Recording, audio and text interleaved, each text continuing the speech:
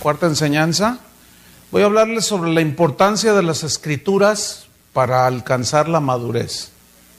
¿Qué tan importantes serán las Escrituras? Pues es la materia prima, ¿no? Sin palabra de Dios no podemos llegar a la madurez espiritual. Entonces vamos a leer el Salmo 19, versículo 7. Dice así: la ley de Jehová es perfecta, que convierte el alma. El testimonio de Jehová es fiel, que hace sabio al sencillo. Los mandamientos de Jehová son rectos, que alegran el corazón. El precepto de Jehová es puro, que alumbra los ojos. Señor, alumbra los ojos de nuestro entendimiento para poder entender las maravillas de tu ley, Señor, y poder tener ese fundamento sólido que es tu palabra, Señor. Que tu palabra sea para nosotros como el aire que respiramos todos los días, que lo necesitamos para respirar. Así tu palabra, Señor, en la cual podemos fundamentar nuestras vidas, nuestro matrimonio, nuestra familia, el ministerio, la iglesia, todo lo que gira alrededor de un hijo tuyo. En el nombre de Jesucristo te pedimos que nos dé sabiduría para hablar, Señor, y que mis hermanos puedan entender y discernir. En el nombre de Jesús te lo pedimos. Amén. Gracias, Señor. Saben, hermanos, que uno de los más grandes pecados de la iglesia de hoy, en general de los cristianos de hoy, es que hemos suplantado la palabra de Dios por ideas humanas, por pensamientos humanos que salen de mentes brillantes, pero no dejan de ser humanas, de estrategias humanas que muchas veces se contraponen o contradicen lo que Dios ha dicho en su palabra. Ese es uno de los grandes pecados de hoy. Pues este pecado tiene a muchas iglesias, a muchos ministros, a muchos cristianos hundidos en el profundo mar de los pensamientos humanos y de las ideas humanas.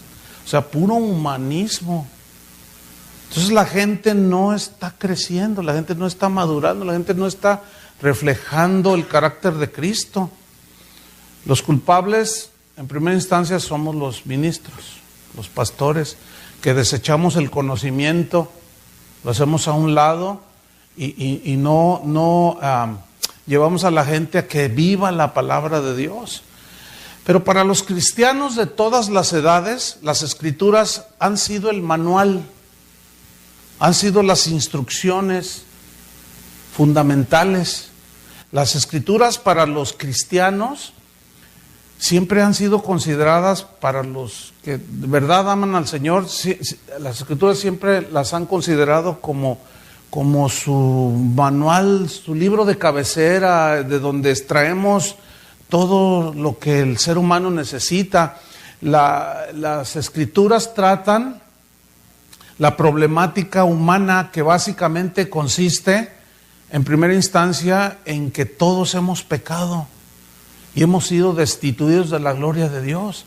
Y solamente la palabra de Dios nos da la respuesta para semejante condición. Imagínense, todos pecadores y estamos destituidos de la gloria de Dios, pero las Escrituras ahí nos dan la historia de la salvación. Por eso es tan importante predicar el Evangelio. No hay otra manera por medio de la cual la gente pueda encontrar la salvación. La única manera es por la locura de la predicación. No hay otra manera en que la gente sea salva. La gente no se salva cuando escucha un testimonio. También con los budistas hay testimonios. Y con los testigos de Jehová y con los mormones. No, es la palabra de Dios la que, como dice Pedro, fuimos engendrados por la palabra. Entonces, la Biblia contiene las instrucciones sobre las que nosotros los cristianos debemos de tomar muy en cuenta para ser verdaderos discípulos de Jesús. Las Escrituras nos hablan cómo es el proceso en el cual un cristiano se va formando a la imagen de Jesús. Las Escrituras contienen la enseñanza acerca de cómo dirigir la iglesia, cómo gobernar la iglesia. Habla de la disciplina, habla de tantas cosas. Nos muestra claramente cuál es el propósito de la iglesia aquí en esta tierra, que básicamente y fundamentalmente es predicar el evangelio. Entonces no debemos de andar inventando cosas que no tienen que ver nada con la Biblia, y ese ha sido el gran pecado de la iglesia. Si nosotros no confiamos en el consejo de Dios, que es la palabra, entonces lo estamos menospreciando a Él. ¿Por qué? Porque estamos haciendo a un lado lo que Él ha dicho, y lo hacemos a Él mentiroso, lo hacemos falto de inteligencia, y eso definitivamente es una de las más graves ofensas contra Dios. Porque al decir, bueno, eso dice la Biblia, pero yo tengo una idea. Bueno, así dice la Biblia que debemos hacer, pero yo tengo una estrategia. Todo eso es como decir, Dios, yo soy más inteligente que tú, hazte a un lado que ahí te voy yo. Y eso es una ofensa terrible. Y ¿saben una cosa? Eso es lo común en muchos púlpitos el día de hoy. Por eso es de los más grandes pecados. Pero vamos a ver cómo la palabra de Dios, cómo Dios mismo habla acerca de la autoridad de su palabra y de la importancia que tiene para el cristiano. ¿Cuántos son cristianos? Entonces, a nosotros nos compete escudriñar las Escrituras. Amén. Así es que vamos a este Salmo 19, versículo 7. Vamos a ver cómo nos muestra la importancia de las Escrituras para nuestra formación, para nuestra madurez, nuestro crecimiento, para sacar adelante la familia, para gobernar la iglesia, cómo compartirle a la gente. En fin, todo está allí. Pero vamos a ver cómo Dios mismo habla por medio del Espíritu Santo de su palabra. Dice en el versículo 7, ¿ya lo tiene?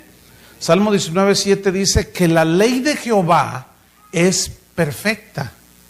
Aquí la palabra ley viene del hebreo Torah. Torah significa la enseñanza de Dios. Ahora, ¿cómo es la enseñanza de Dios? Perfecta. Esto significa que Dios nos está ofreciendo a nosotros su enseñanza en todos los ámbitos de la vida cotidiana del ser humano. Nos ofrece su enseñanza de cómo debemos de vivir, qué carácter debemos de desarrollar, cómo debemos de hacer, de gobernar la iglesia, etcétera, etcétera, etcétera. Entonces la Biblia contiene la enseñanza de Dios para cada aspecto de nuestra vida, como hijos de Dios, como seres humanos, como cristianos. Su enseñanza, ¿cómo es? Perfecta. Digan todos, perfecta. Eso significa que no necesitamos más. Si es perfecta, no necesitamos más. Con eso nos basta. No necesitamos ni la psicología, ni filosofías, ni pensamientos humanos que aunque sean muy brillantes y suenen impactantes, no necesitamos, nos basta la palabra de Dios a los cristianos. Por eso le dijo Pablo a Timoteo, en 1 Timoteo 6, 3 y 4, le dijo, si alguno enseña otra cosa y no se conforma a las sanas palabras de nuestro Señor Jesucristo y a la doctrina que es conforme a la piedad, está envanecido, dice. Nada sabe y delira. O sea, enloquecieron. Pero miren, analicemos rápidamente. Si alguno enseña otra cosa diferente a lo que está escrito y no se conforma, esta palabra conformar significa bastar. O sea, si no le bastan las sanas palabras de nuestro Señor Jesucristo, yo quiero enfatizar sanas palabras, limpias palabras, que son la única palabra que nos puede limpiar, transformar. Si a alguno no le basta lo que está escrito, no existe filosofía ni pensamiento humano, ni libro del mejor bestseller y del más ilustre predicador, no sirve, no tienen el poder que tiene la palabra de Dios, ¿entienden? Hay que entenderlo. Entonces dice, y a la doctrina, si no se conforman, no les basta la doctrina que es conforme a la piedad. ¿Cuál es la doctrina que es conforme a la piedad? Es toda aquella enseñanza que nos lleva a amar más a Dios, a anhelar más de Dios. Es aquella que nos lleva a tener las actitudes correctas delante de Dios. Toda doctrina que te lleve a amar más a Dios, a buscar más a Dios, a poner tu mira en las cosas celestiales y no en las terrenales, esa es la doctrina conforme a la piedad. Toda doctrina que te lleve a poner tu mira en las cosas terrenales, toda enseñanza que exalte tu ego y tu orgullo, es mala doctrina. No son sanas palabras. Y si alguno persiste en hacer esto, dice, está envanecido, está soberbio. Y nada sabe en realidad, no conoce a Dios y delira, ha enloquecido. Hay un montón de locos predicando. Pues es la verdad. No les bastan las palabras, tienen que sacar revelaciones. Yo a veces oigo cada cosa y digo, fumó marihuana. No, es que no hay otra explicación para tanta tontería que dicen. Oiga, señor apóstol, ¿y dónde dice lo que usted está diciendo? Dios me lo reveló. Pues, ¿cuál Dios, oiga? ¿Cuál Dios? Porque el de la Biblia jamás dice cosas así. Pues así están las cosas, hermano. Entonces, ¿cómo es la ley del Señor? ¿Cómo es la enseñanza de Jehová? Es perfecta. Ahora digan todos, perfecta. Fíjense, esa palabra perfecta viene del hebreo tamim, que tiene varios sinónimos en su significado. Entre otros, significa completa. Entonces, la enseñanza del Señor es completa, significa que no le falta nada. Por eso, la misma Biblia dice que hay de aquel que le quite o le añada. Se va a encontrar con el juicio de Dios. Entonces, como es completa, no le falta nada. También significa que es cabal, significa exacta. Hace rato cantábamos, me gusta mucho ese canto porque no sé, sobre todo esa frase que dice, yo quiero ser ¿cómo dice? ¿Que da en el blanco? ¿Cómo es, Celina? Como flecha que da en el blanco. Ustedes deben de saber que la palabra pecado en el griego significa errar el blanco. Eso significa pecado. Por ejemplo, nosotros fuimos diseñados para vivir con una esposa y tener hijos. Ese es el diseño de Dios para la familia. Hoy se casan hombres con hombres, mujeres con mujeres. Eso es errar el blanco, pero increíblemente. Nada más por poner un ejemplo. ¿Sí? Entonces, como es cabal, es exacta, la palabra de Dios, al ser exacta, es la única que nos puede llevar a dar en el blanco. Porque es exacta. No solo es completa, cabal, exacta, sino también es íntegra, según el término hebreo. Íntegra significa que no le falta ningún ingrediente. Hablamos del pan integral. El pan que no es integral le quitan la cascarita del grano y ya no, es lo que nutre. Pero ahora se llama el pan integral, o sea que no le quitan nada, que lo dejan íntegro. Entonces, al ser íntegra la palabra significa que no le falta ningún ingrediente. Es la medicina perfecta, la solución perfecta, la respuesta perfecta para nosotros los seres humanos. También significa sin tacha, sin error. O sea que la palabra, como viene de Dios, la enseñanza, pues no tiene error. Es imposible que Dios se equivoque. El día que el Señor se equivocara, entonces ya no es Dios. Sería como cualquier ser humano. La Biblia dice que Jesús fue tentado en todo según nuestra semejanza, pero sin pecado. Él siempre acertó en el blanco. Y Dios quiere hacernos flechas, pero no flechas que nada más sean lanzadas sin ton ni son, sino que den en el blanco de su voluntad, en el blanco de con quién te vas a casar, tantas cosas, ¿sí? También el término hebreo significa verdadera. Entonces, pero esto de que la enseñanza del Señor es verdadera, en el hebreo da el sentido de algo absoluto, o sea, es la verdad absoluta. Si ustedes notan, Jesús no dijo, yo soy un camino. Eso implica un camino implica que hay otros. No, Él dijo, yo soy Él. Él es el único camino. Yo soy la verdad. No dijo, yo soy una verdad. Soy la verdad y soy la vida. Buda dijo, yo les voy a mostrar un camino. Jesús dijo, yo soy el camino. Qué diferente. Entonces, la palabra, la enseñanza de Dios es verdadera en sentido absoluto. Por lo tanto, no debemos discutirla.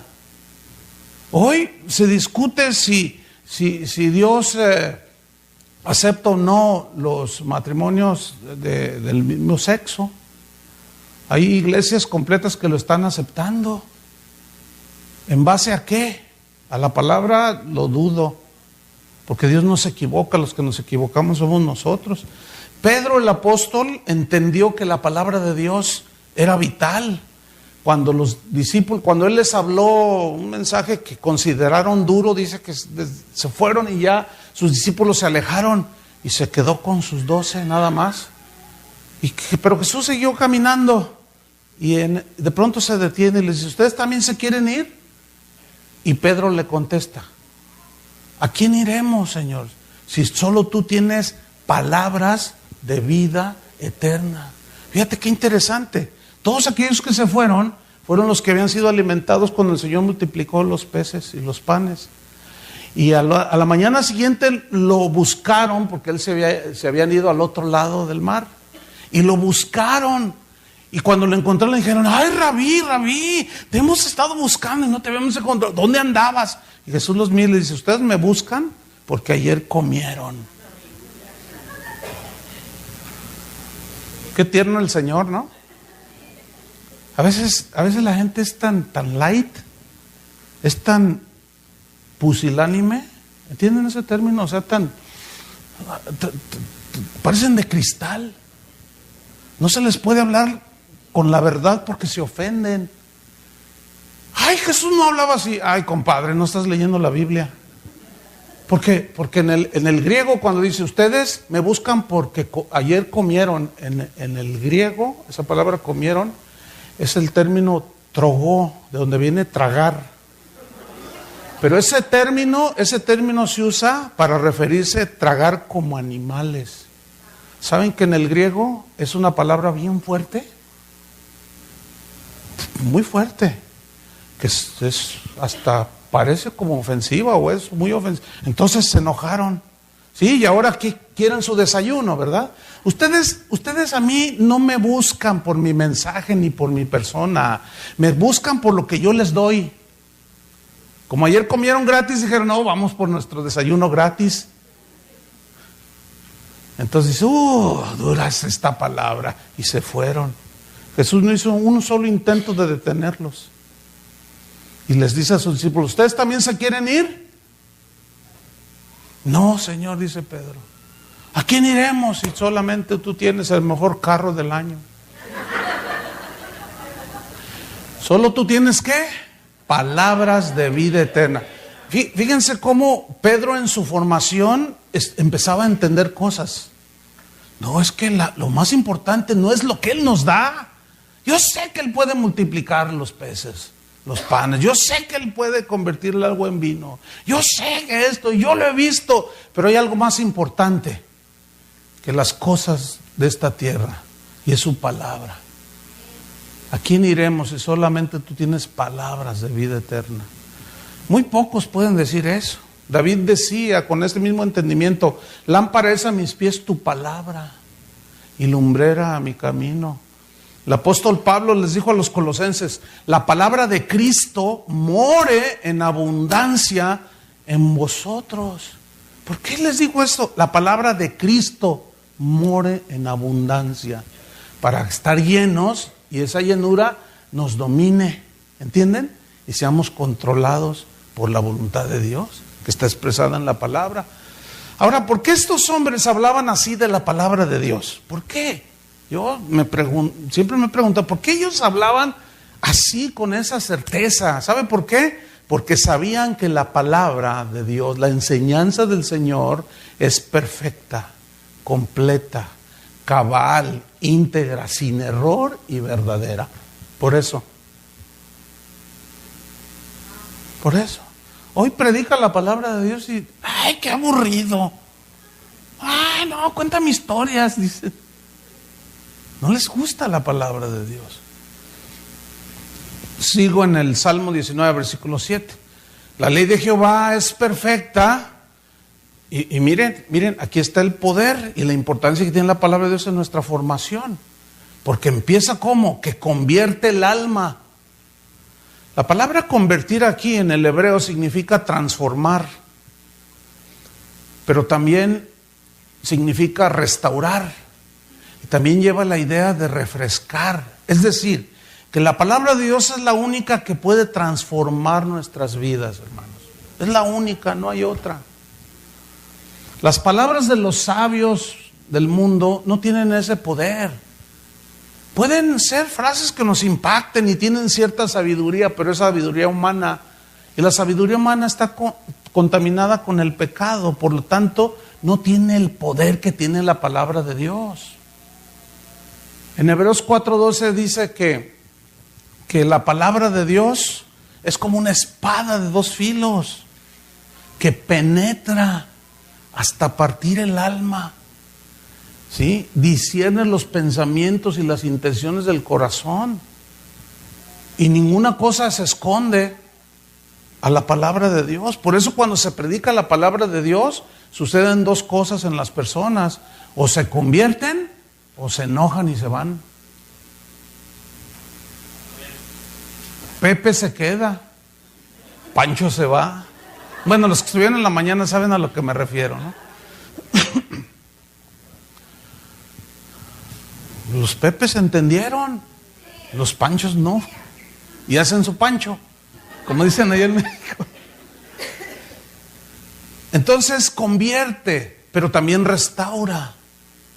La palabra de Dios es la única que en nuestra soledad nos consuela, ¿sí o no? En la enfermedad nos da aliento, en el desánimo levanta el corazón, ¿sí o no? Es la palabra. Por eso Jesús hablaba la palabra, los apóstoles hablaban la palabra. Por eso Pablo le dijo al joven pastor Timoteo, le dio una instrucción apostólica. Un verdadero apóstol da instrucciones apostólicas, bíblicas. Y le dijo, Timoteo, te encarezco delante de Dios y de nuestro Señor Jesucristo, que juzgará a los vivos y a los muertos en su manifestación y en su reino. O sea, es cuestión de vida o muerte. ¿Qué le dijo? Que prediques la palabra a tiempo y fuera de tiempo. Significa constantemente. No pierdas oportunidad. A tiempo y fuera de tiempo. Redarguye, reprende, exhorta con toda paciencia y doctrina. ¿Y qué dicen? Hay muchos predicadores. Ay, no, yo no predico doctrina para no causar división. Uy, señorita. Le tienen miedo a confrontarse con la mentira. Parecen de cristal. No los toques porque se deshacen. Esos no son hombres de Dios, hermano. No, esos no son hombres ni mujeres de Dios. Judas decía que debemos de contender ardientemente por la fe. Es que la fe ahí se refiere a las enseñanzas que nos dan vida. Tenemos que defenderlas ardientemente, porque es lo único que va a mantenernos. No, usted es muy agresivo. Yo no, la Biblia. Nosotros nada más debemos de transmitirla, pero se siente agresivo, ¿no? Pero transforma, restaura, y no solo restaura, sino también refresca. Así como cuando tienes mucha sed, o cuando alguien anda en el desierto y encuentra un manantial, ¿se imaginan? es un refrescamiento. Entonces la palabra de Dios es la única que puede transformar a tu esposo, a tu esposa, a tus hijos. Todo eso de que úntele este pañuelo ahí en la almohada a su marido, pero antes traiga $50 y verá cómo Dios lo transforma. Pura brujería. Entonces brujería, hermanos. No tengo tiempo para explicar. Por ahí di una enseñanza hace poco allá en Casa de Oración sobre la brujería, lo que es la brujería. Pero no lo puedo, por el tiempo no puedo enseñar eso. Entonces, fíjate, 1 Tesalonicenses 2:13 lo que dice, para que vean cómo la misma Biblia habla de sí mismo, Dios mismo hablando de la autoridad que tiene su palabra, de lo que Él ha dicho, de la importancia pues que tiene para nosotros ir y crecer hacia la madurez. 1 Tesalonicenses 2:13, miren este versículo, dice así: por lo cual también nosotros sin cesar damos gracias a Dios, de que cuando recibisteis la palabra de Dios, que oísteis de nosotros, la recibisteis no como palabra de hombres. En otra versión dice, no como si fueran ideas humanas, sino según es en verdad la palabra de Dios. Ahora, noten la frase que viene a continuación. La cual, o sea, la palabra, ¿qué hace? Actúa en vosotros los creyentes. Aquí la palabra actuar no es de un actor, sino en el griego habla de que obra, hace algo de manera eficaz dentro de nosotros, en el interior del ser humano.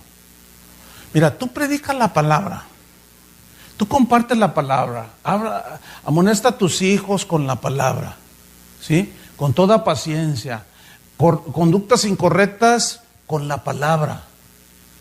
Dejemos que la palabra de Dios haga su efecto.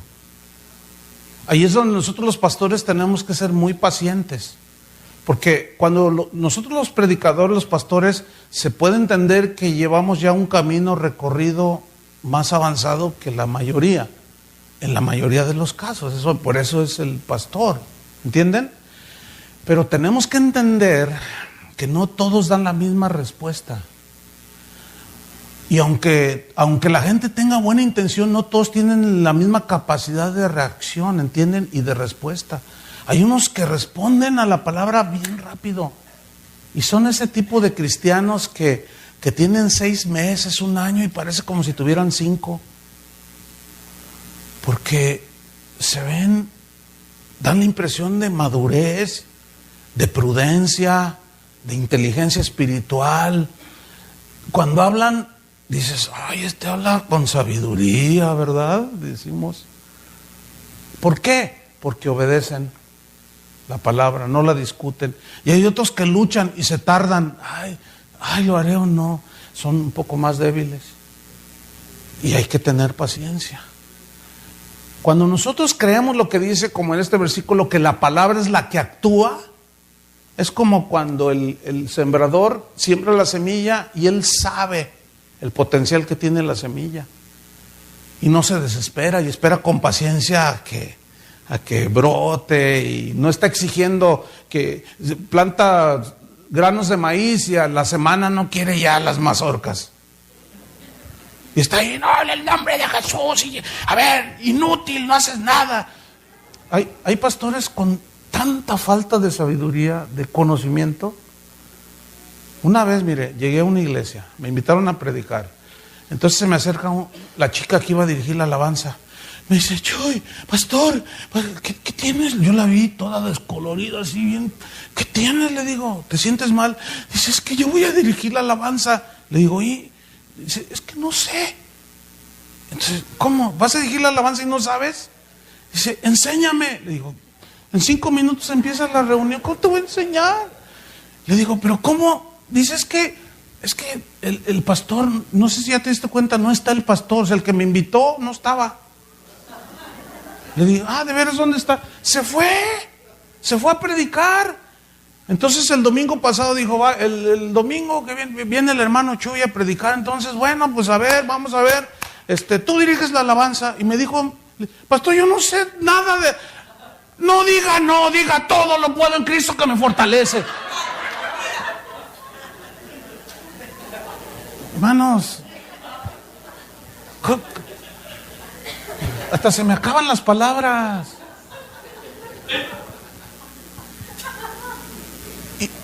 Y dice, pues por más que digo, no sé tocar nada. No, increíble, hermanos. Hermano, pero es que usted ahora va a darle clase a los niños. ¿Y qué les digo? Pues ore a ver qué le da el Señor. Pastor, yo apenas tengo 3 semanas. Yo le dije, oye, ¿cuánto tienes de convertida? Y me dice, 3 meses. Y dije, no puede ser. No, hermanos. Oigan, si no estamos jugando a la iglesita. Y eso es el común en las iglesias, ¿eh? Y luego el pastor, no diga que no, porque yo cuando me convertí, a mí el pastor me dijo, vayas a la calle a predicar. Y yo dije no, y me dijo, no, diga que no, porque yo lo hice, a mí me ordenaron y yo le ordeno. Y ahí va todo temeroso, esto no es para mí, esto no. Pero hay otros que no, hay otros que van y se paran y le predican a la gente. Pero no todos somos iguales, hermano, no todos tenemos el mismo llamado.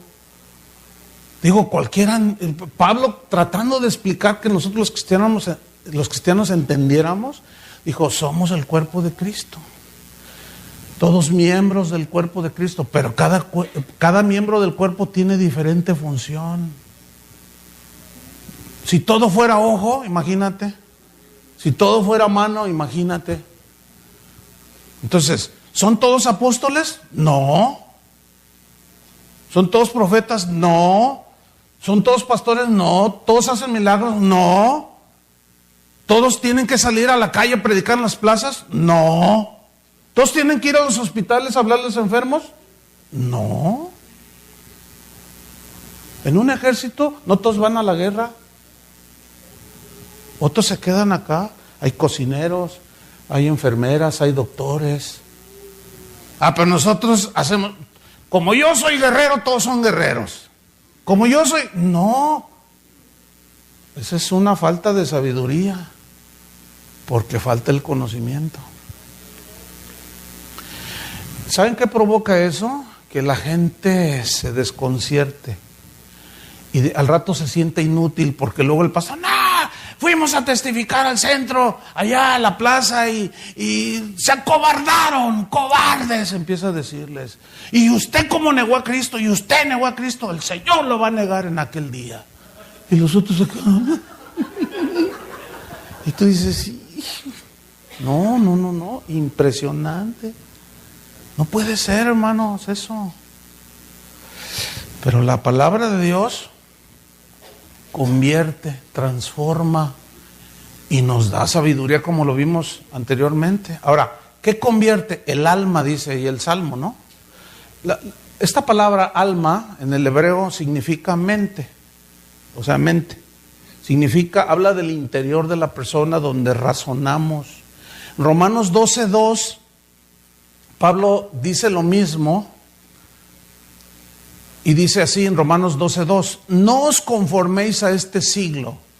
Hay una versión más entendible que dice, no se amolden al sistema de vida de este mundo. Eso significa, no os conforméis a este siglo.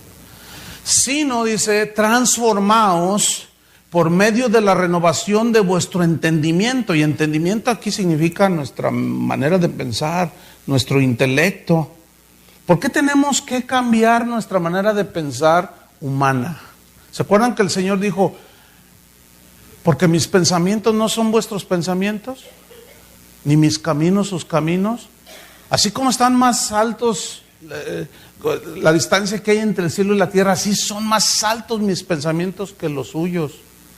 Por lo tanto, Dios, escuchen esto, jamás, digan todos jamás, nunca, Dios se va a bajar al nivel de nuestros pensamientos. Nunca. Nosotros debemos elevarnos al nivel de sus pensamientos. Dios nunca va a tolerar nuestros propios caminos. Él espera que caminemos en sus caminos, porque son mejores, son rectos, son perfectos. Entonces, esta ley que convierte el alma, esta enseñanza del Señor, convierte el alma, nos transforma, cambia nuestro pensamiento. Sigo ahí en Romanos, dice, fíjate, la renovación de vuestra manera de pensar, para que comprobéis cuál sea la buena voluntad de Dios, agradable y perfecta. Para que se nos aclare cuál es la voluntad de Dios en todos los ámbitos de la vida. Volvemos al Salmo 19. Sigue diciendo en el versículo 7, en la tercera parte, el testimonio de Jehová, ¿cómo es? Es fiel. Digan todos testimonio. Testimonio en el hebreo da la idea de algo que se dice, en este caso lo que Dios dice, es la aseveración de algo que se dice, pero que es verdadero, o sea, que no hay la mínima margen de error. Entonces, el testimonio, lo que Dios ha dicho, es algo verdadero y certero. Por lo tanto, la palabra de Dios es el testimonio certero y verdadero acerca de quién es Dios. Lo que dice la Biblia acerca de quién es Dios, eso es lo que Él es. Si la Biblia dice que Él es todopoderoso, Él es todopoderoso. Si la Biblia dice que Él es omnisciente, que todo lo sabe, Él todo lo sabe.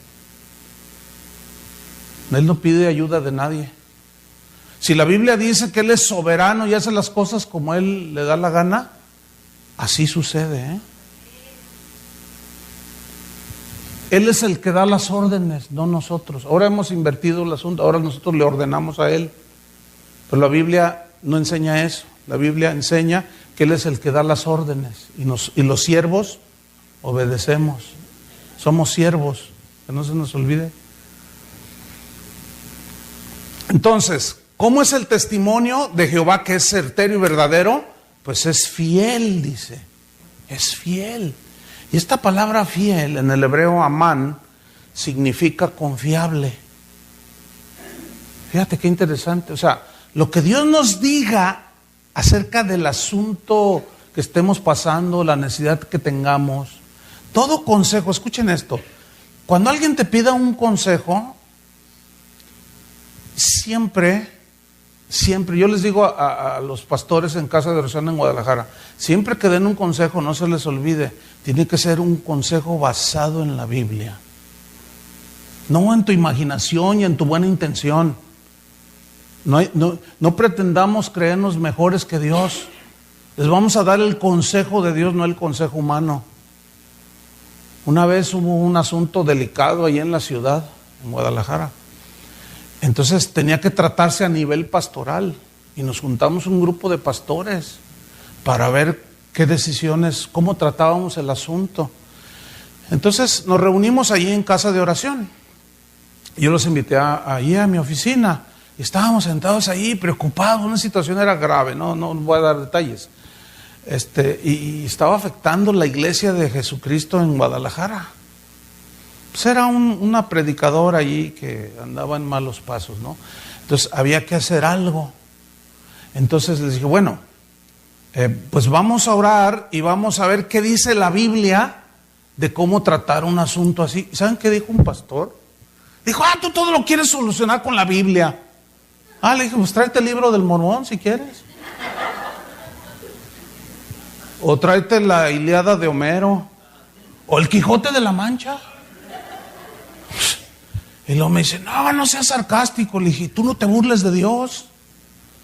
Entonces, ¿en qué vamos a basar la disciplina? ¿En qué vamos a basar la decisión que vamos a tomar de qué vamos a hacer con esta persona? Pues en la Biblia. No, hay otras maneras. ¿No? Dije, no, yo no puedo estar en esta reunión. No, esa es una agresión a Dios.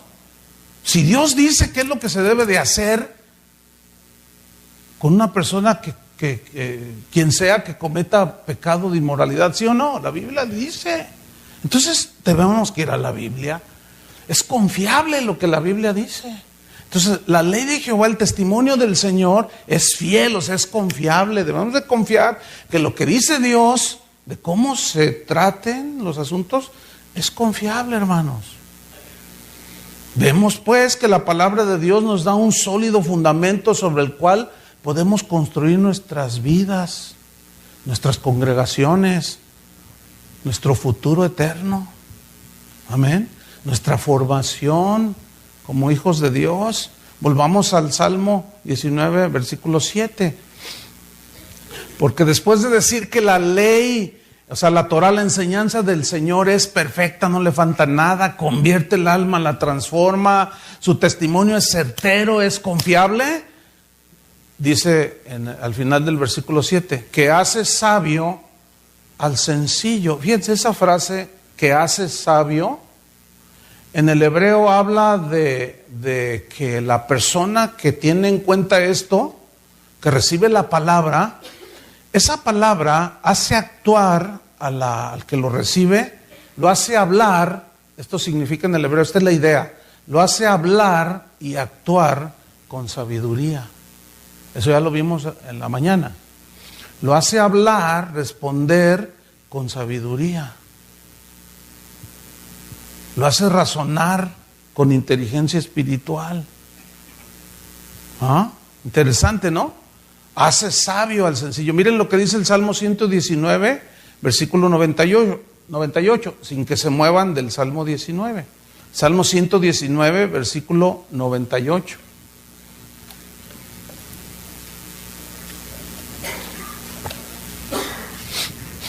Dice así: me has hecho más sabio que mis enemigos con tus mandamientos. Más sabio que mis enemigos con tus mandamientos. Porque siempre están conmigo. ¿Me está siguiendo ahí? Versículo 99. Más que todos mis enseñadores he entendido, porque tus testimonios son mi meditación. Más que los viejos he entendido, porque he guardado. Aquí guardar significa obedecer. Entonces fíjense, no solo tenía el conocimiento, sino también la obediencia y lo llevaba a la práctica. Porque he guardado, ¿qué? Tus mandamientos. ¿Cuántos aman a Dios? Fíjese esa pregunta. ¿Cuántos aman a Dios? Ok. ¿Cuánto amas a Dios? Es diferente la pregunta, ¿eh? Porque todos amamos a Dios. Pero ¿cuánto amas a Dios? A ver, ¿cuánto aman a Dios? ¿Alguien me puede decir? ¿Cuánto? ¿Les pregunto? ¿Cuánto amas a Dios? Mucho, ok. ¿Cuánto es mucho? ¿Cuánto? Mira, ¿se acuerdan que Jesús dijo, si me amáis, guardad mis mandamientos? Entonces, la medida real, así constante y sonante, real, verdadera, que yo amo a Dios, es en la medida que obedezco sus mandamientos. ¿Han visto? Entonces, oh Señor, no, sí, y no hace nada. No, eso es puro nomás para afuera. ¿Amas al Señor? Amén.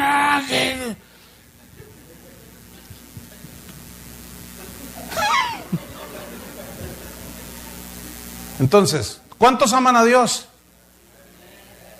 ¿Cuánto amas a Dios? O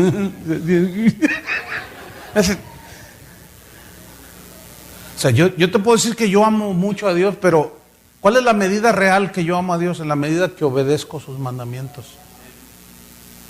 Entonces imagínate, si hacemos a un lado la palabra de Dios y nos decimos cristianos, ¿seremos? Es imposible, no se concibe, eso no está en la Biblia. Ese concepto no existe en la Biblia.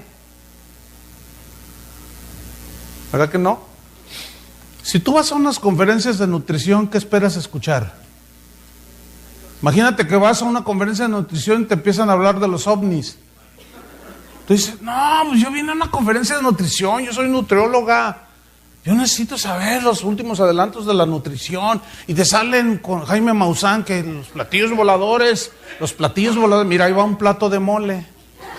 Mira, ahí va. Y tú dices, no, yo no vine a escuchar de los ovnis, yo vine a escuchar de nutrición. Si tú vas a unas pláticas de cómo ejercitar tu cuerpo, los mejores ejercicios, y te empiezan a enseñar clases de música, tú dices, ¿qué? O sea, oiga, el anuncio es sobre los ejercicios para mantener mi salud, y usted me está enseñando música. A mí no me interesa la música, soy bien desafinado. Si tú vas a una iglesia cristiana, ¿qué esperas escuchar? ¿Ven? Qué sencillo, qué simple. ¿Qué se escucha? ¿Qué se escucha? A ver, ¿qué se dice? ¿Qué se enseña? ¿El cristianismo? ¿El evangelio? ¿Ven? Así estamos. Todo se escucha, menos lo que tenemos que escuchar. Tenemos que regresar a la palabra de Dios, que es perfecta, que nos debe bastar, que es la única que nos puede transformar, hermanos, y llenar nuestra sed espiritual, para no andar tomando de otras aguas por ahí. Amén. Ahora dice, volviendo al Salmo 19, ¿a quién hace sabio? Dice aquí, al sencillo. Que hace sabio, lo hace hablar y actuar con sabiduría. Pero aquí viene algo interesante. Dice que hace sabio y luego menciona al sencillo. El asunto es que la palabra aquí que se traduce por sencillo es bien interesante, porque es una palabra hebrea, es la palabra patá, de donde se deriva una palabra castellana para nosotros que es patán. Ahora, ¿qué es un patán? Pues un patán tiene dos sentidos según el diccionario. Un patán es un tonto, es un ignorante, es un seducible o alguien que fácilmente lo convencen porque es medio... Y lo convencen bien rápido. Le enseñan espejitos y se los cambian por el oro. ¿Sí? Y les dicen que si pactan con $1,000, Dios les va a dar 1,000,000 y se la creen. Son bien fácilmente seducibles. Son torpes, ignorantes, faltos de entendimiento. Eso significa en sentido moral patán. Eso es un patán, según el diccionario. Alguien ignorante, seducible, falto de entendimiento. Un simple, un simplón, así que... Ay, qué simplón. Ahora, en sentido, digamos, en otro sentido, porque el diccionario habla de patán en dos sentidos. En sentido moral, lo que ya dije, pero en otro sentido habla de un patán, es un engañador, es un codicioso, es un soberbio, un alzado, es alguien que lisonjea, o sea, dice, ay, tú hermano, eres, pero para sacar ventaja. ¿Entiendes? Eso también es un patán. Ahora, la palabra de Dios, fíjense bien, tiene el poder para quitarnos lo patán. Eso significa que hace sabio al sencillo. Claro, la traducción está así como no minimizada, sino es como un eufemismo, para que no suene tan fuerte. Se tradujo sencillo, pero vean otras versiones y verán cómo dice. Entonces la palabra de Dios tiene el poder para quitarnos lo tonto, hermanos. No, pues es que así es. La palabra de Dios tiene el poder de quitarnos lo ignorante, lo seducible. Cuando tú empiezas a conocer más la palabra de Dios, empiezas a conocer a Jesús, el Espíritu Santo te abre las Escrituras, empiezas a conocer las verdades del Evangelio, y luego escuchas ahí a alguien diciendo tontería y media, luego brinca. Dice, ay, ¿qué dijo? Entonces tú le haces, no, eso no dice aquí.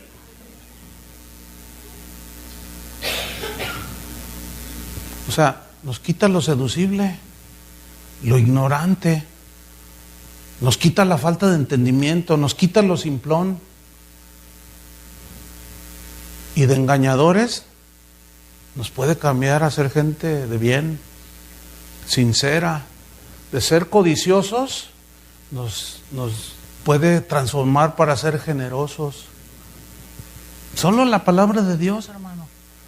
Si hay orgullo, el poder tiene la poder de la palabra es suficiente para humillarnos y quitar ese orgullo y transformarlo.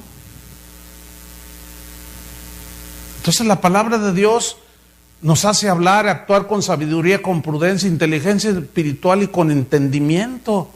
Por eso Pablo, fíjense que cómo la misma palabra, qué hermoso, cómo está tan entrelazada a sí misma. No, por eso Pedro decía que la palabra de Dios no es de interpretación privada. Significa que no significa lo que se te ocurre. Pues a mí se me hace como que quiere decir, no, ¿cómo que se te hace?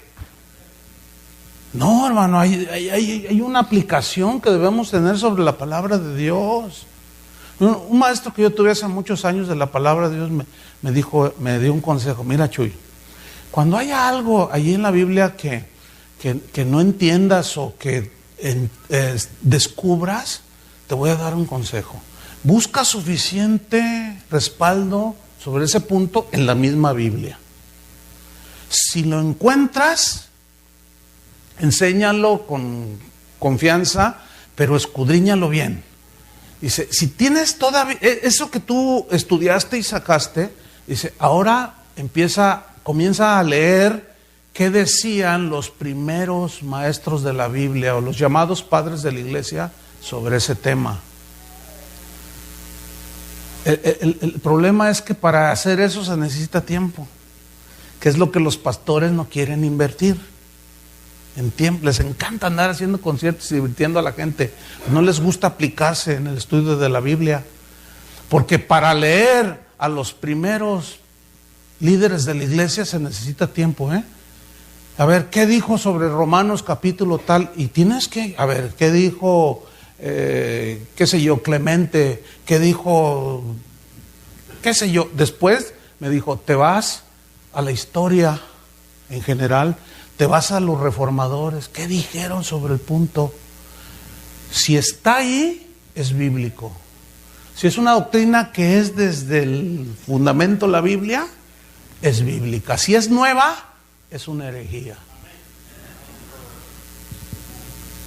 ¿Tiene sentido eso, no? Sí, tiene sentido. Si es nueva, es una falsa doctrina. No, en realidad no es difícil detectar las falsas doctrinas. Simplemente, a ver, ¿qué dijo? Que si yo quiero que mi hijo sane, yo tengo que traerle $1,000 al predicador.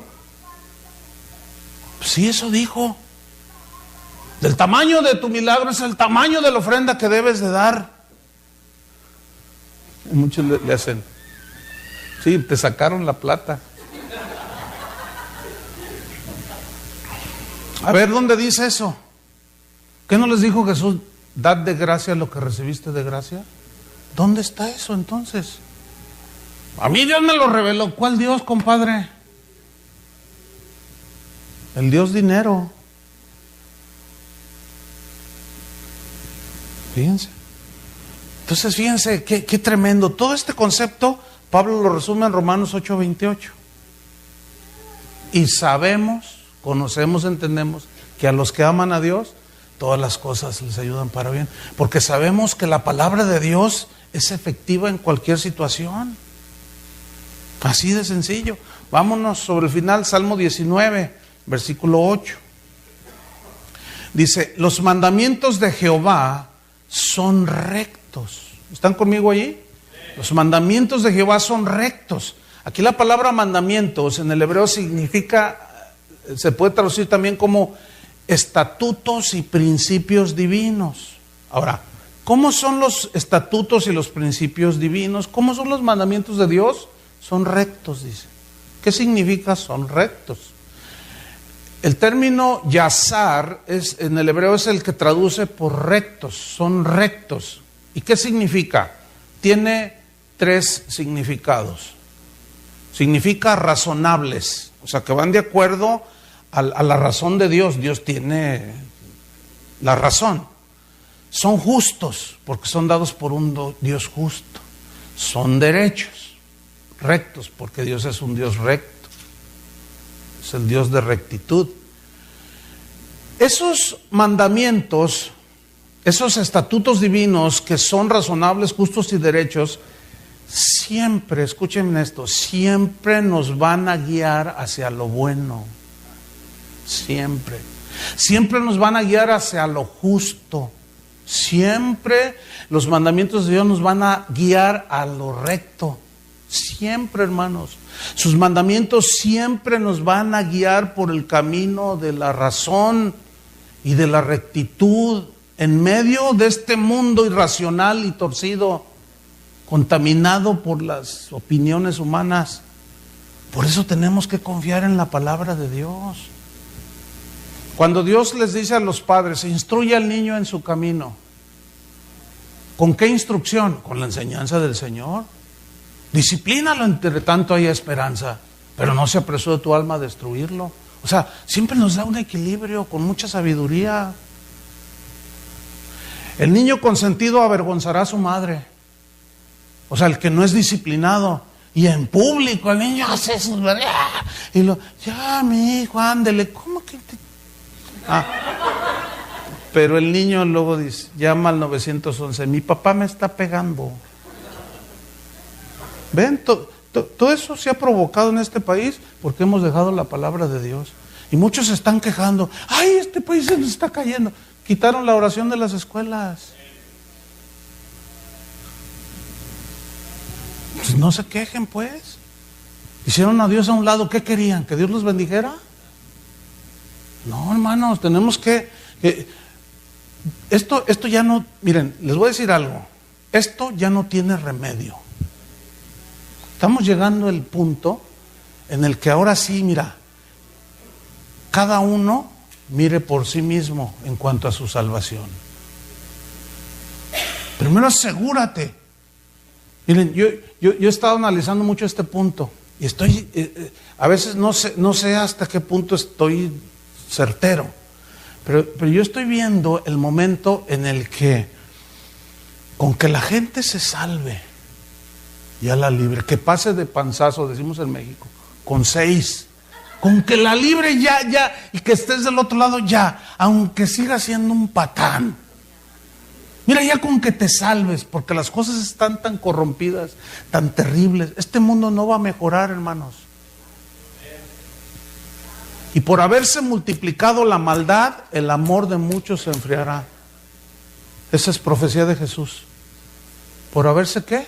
Multiplicado la maldad. Cuando el Hijo del Hombre venga, ¿y hará fe en la tierra?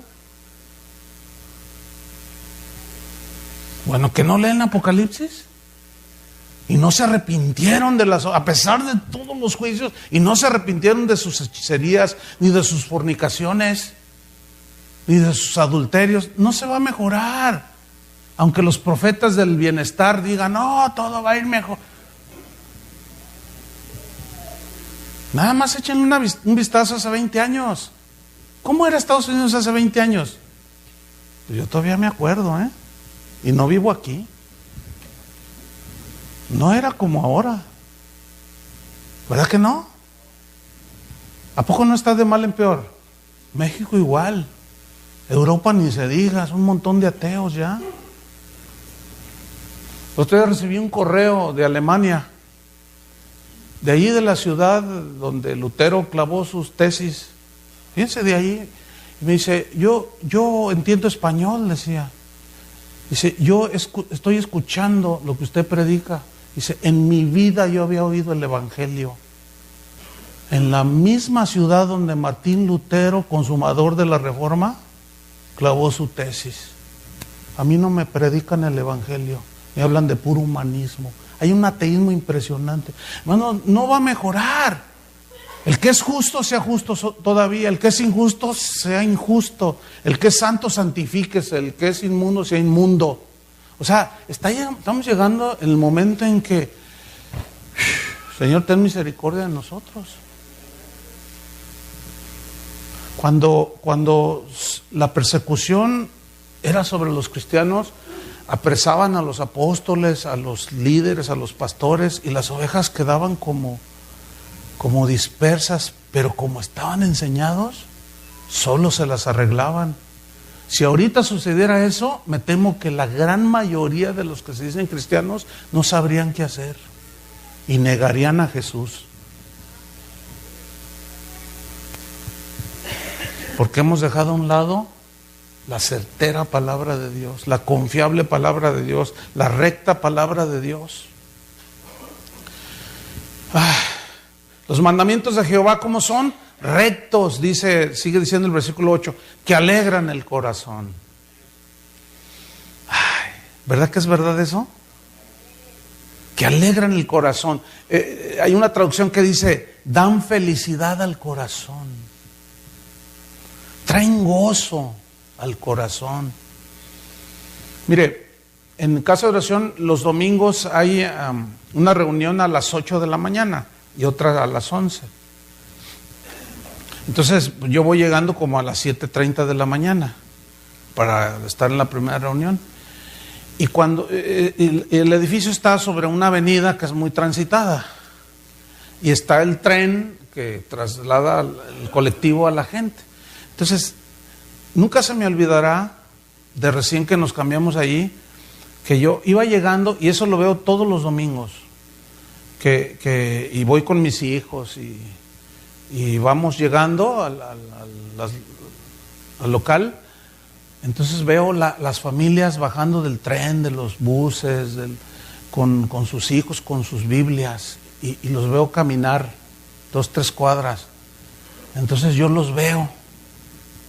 Y una vez el Señor me dijo, mira, por todos estos tienes que dar tu vida. No juegues con ellos, aliméntalos. Ellos esperan oír mi palabra, dales mi palabra. Y todos los domingos es lo mismo, bueno, cuando estoy allí.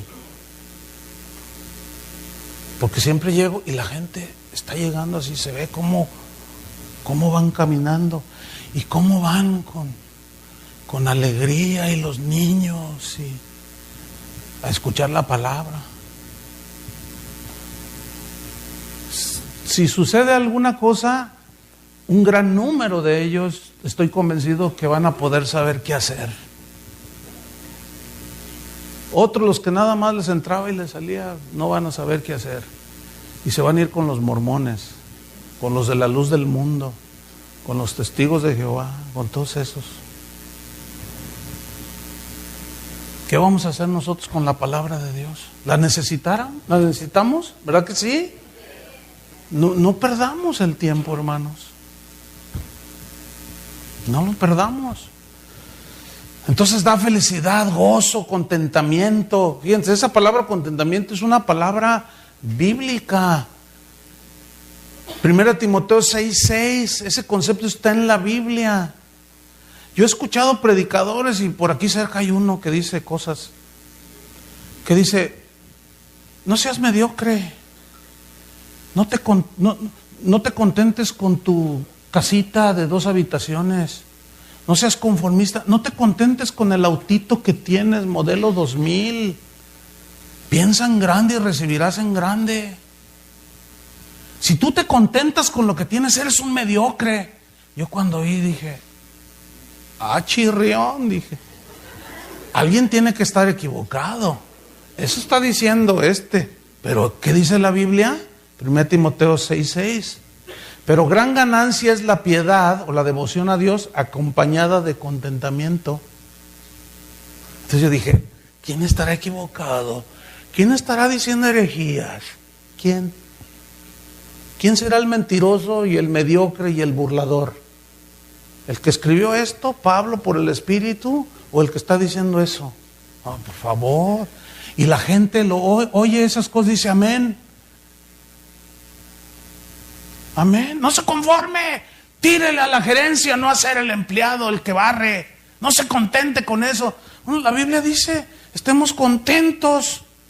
Dice el versículo 7, porque nada hemos traído a este mundo y sin duda nada podremos sacar. Así que teniendo sustento y abrigo, estemos contentos con esto. Ups, qué montón de mediocres son los cristianos. Alguien tiene que estar equivocado, hermanos. Y me temo que Dios no se equivoca. Si nos dice, estén contentos con lo que tienen, es para evitar el afán. Porque Él ha dicho, no te dejaré ni te desampararé. No hay un justo mendigando pan. Ahora, a mí me han preguntado, ¿eso significa que yo no debo trabajar y superarme? No, o sea, ay, a veces me desespero, me siento como Kiko. Me desespero. Entonces me preguntan así y siento desesperación. Pero debo tener dominio. O sea, estoy hablando cuando alguien me pregunta así, entonces yo no sé si. Y a veces son gente de mi congregación. Yo, ¿cuánto tienes aquí en la congregación? No, pues tengo 2 meses. Pues ya se me baja un poquito, ¿no? No, bueno, a ver, entonces le explican, no, pero, no, ¿cómo que cuánto tengo? Pues tengo 8 años aquí, pastor. A ver, ven para acá. ¿Y no has entendido? O sea, en 8 años todavía no has entendido el balance, el equilibrio. Bueno, tú conoces aquí a mucha gente. Aquí hay dueños de empresas muy, muy grandes. Aquí hay gente que son gerentes, que tienen, hay políticos, hay gente, hay policías, hay de todo. Hay gente también que barre, que trabaja, pero barriendo. Pero ¿cuál es el énfasis de la palabra? Un amigo mío, Armando Alducen, una vez hizo una reflexión bien interesante. Dijo, mira Chuy, vivimos en un mundo contaminado por el pecado, vivimos en un mundo imperfecto que ya se formó con cierta estructura.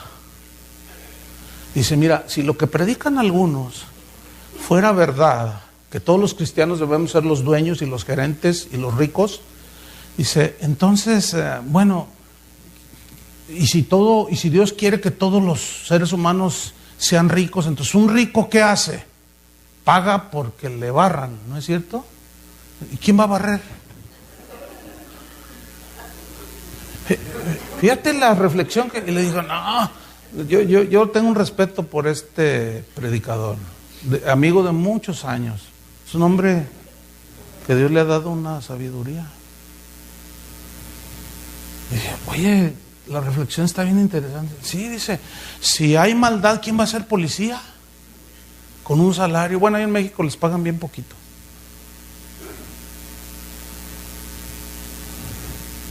Entonces, así está la sociedad, así está la estructura. Y en los tiempos de Pablo había esclavitud. Dice, y los esclavos no tengan en menos a sus amos, así dice. ¿Por qué no atacó la esclavitud así como para abolirla? Porque no era el punto en la Biblia. ¿Están entendiendo? Se les nota. No, es que se nota en la cara cuando la gente entiende. Cuando no entienden están.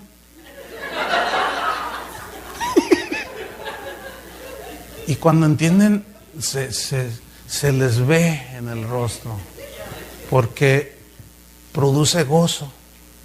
¿Entienden? Alegría cuando uno entiende. ¿A poco no? Hay una alegría. Cuando yo entiendo lo que Dios me quiso decir, hay un gozo, aunque me esté doliendo. Es una cosa muy extraña, ¿a poco no? Mira, cuando mi padre le dio una embolia cerebral, yo he orado por mucha gente y Dios ha hecho milagros. Y yo no dudo del poder de Dios. Y mi papá tenía 75 años. Bueno, ya era grande de edad, pero pues hay gente más adulta. Yo no tenía duda de Dios, de que Él podía sanarlo. Entonces yo dije, voy a orar por él. Y él estaba en coma. Entonces yo llegué allí con él al hospital y le impuse las manos y le dije, Padre, y me dice, no ores, ya es su tiempo. ya me lo voy a llevar, quiero que ya esté conmigo. Así me dijo, y no oré por él. Dice, lo que tienes que hacer es hablar con tu mamá y prepararla, háblale. Entonces yo salgo y empiezo a hablar con mi mamá. ¿Y cómo está? Ay, mi mamá, pues no, natural, normal. Entonces yo le empecé a hablar, pero mira mamá, fíjese, le empecé a hablar de la muerte de un cristiano. Y le empecé a hablar. Y cuando estaba hablando después como de 1 hora y ella, oh sí, hijo, no, sí, el Señor es dueño de nosotros, etcétera. El doctor me habla así, me hace. Entonces, espéreme mamá. ¿Qué pasó, doctor? Dice, tu papá acaba de fallecer. Ah, muchas gracias. Entonces voy, mamá, mi papá acaba de fallecer. ¿Y saben cuál fue la reacción de mi mamá? Dijo, gracias Señor porque me permitiste vivir con él 55 años. Oh, gracias. Y hasta yo estaba asustado. No, es que la reacción fue, es que mi mamá es una mujer muy sensible. Ellos un tiempo en su vejez estuvieron un tiempo viviendo en mi casa y a veces yo llegaba una vez llegué de un funeral, de enterrar a un hermano y me dijo, hola hijo, hola mamá, ¿estás cansado? Le digo, sí, un poco cansado, pero ¿de dónde vienes? Pues se murió un hermano. ¿Quién? Le dije, pues fulano de tal. Ay, no, pues no lo conozco, no sé quién sea. ¿Y cómo está la familia? Bueno, pues ahí el Señor los consoló, etcétera. Y luego de repente la oí, volteé así y la vi llorar. ¿Por qué llora? Es que pienso en sus hijitos, es que pienso en su esposo. O sea, es muy sensible, es una mujer muy sensible. Entonces yo decía, por como lo veía muy, muy sensible, yo decía, no, pues aquí todo el asunto, ¿verdad? Se va a querer tirar al hoyo y me voy contigo. Entonces, fíjense, yo le comparto la palabra, le hablo la palabra y produce obra. ¿Obró? No, hermano. Después llegó la familia de mi papá, algunos son cristianos, otros no. Los que no eran cristianos son los que se querían tirar al hoyo cuando bajaron a mi papá en la caja ahí. ¡Ay, hermano del alma! Y se querían tirar. Y mi mamá, no, tranquila. Y ahí andaba consolando a todos los enlutados. Y se sorprendían y le decían, pero, ¿qué no te duele? Ellos no entienden. Dice, claro que me duele, pero Dios es más grande que mi dolor, decía la viejita. ¿Pero qué le produjo eso? La palabra de Dios, hermano.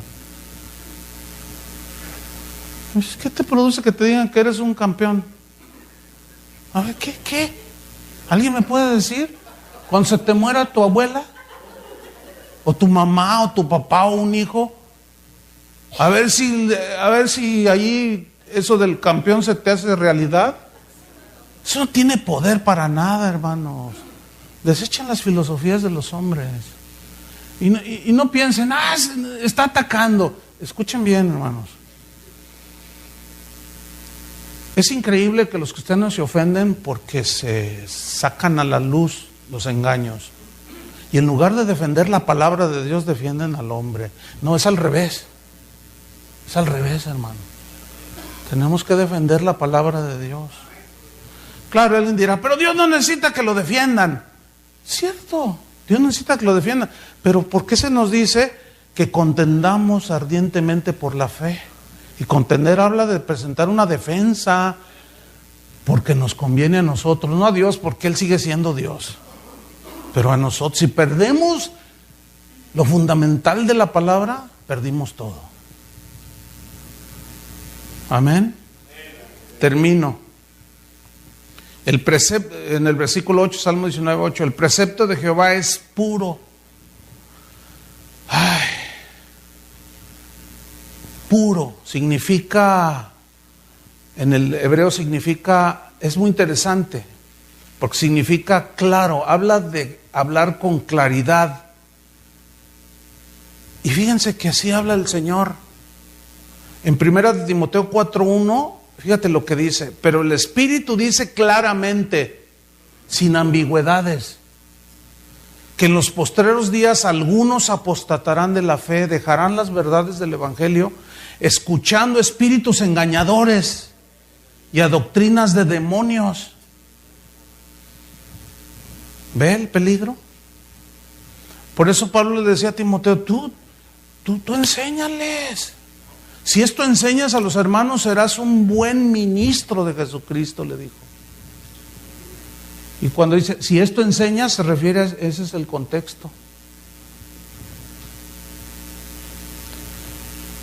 Hay muchos cristianos que el día de hoy se ofenden porque se les habla con claridad la palabra de Dios. A ver, si tú te sientes enfermo y vas al doctor, quisieras que el doctor te hablara con claridad, ¿no? ¿Qué pensarías de si tú vas al médico porque te sientes mal, entonces te hace unos estudios y el médico te detecta cáncer? El cáncer es mortal, pero resulta que todavía está a tiempo porque está iniciando. Pero el doctor dice, no, pero no le voy a decir para no asustarla a la señora. No les voy a decir a los familiares para no asustarlos. Y se pasa el tiempo. Y cuando ya cae en cama, ya sin fuerzas, y va con otro doctor, le dice, usted está invadida de cáncer. ¿Pero cómo? ¿Cuánto tengo? Bueno, pues esto ya está avanzado. Y entonces descubres que el otro doctor sabía. ¿Qué con eso? A ver, ¿no preferirías que te hablara con la verdad antes de que el asunto sea irremediable? ¿No preferirían eso? Pues, ¿qué no es mejor hablar con la verdad ahorita antes que sea demasiado tarde?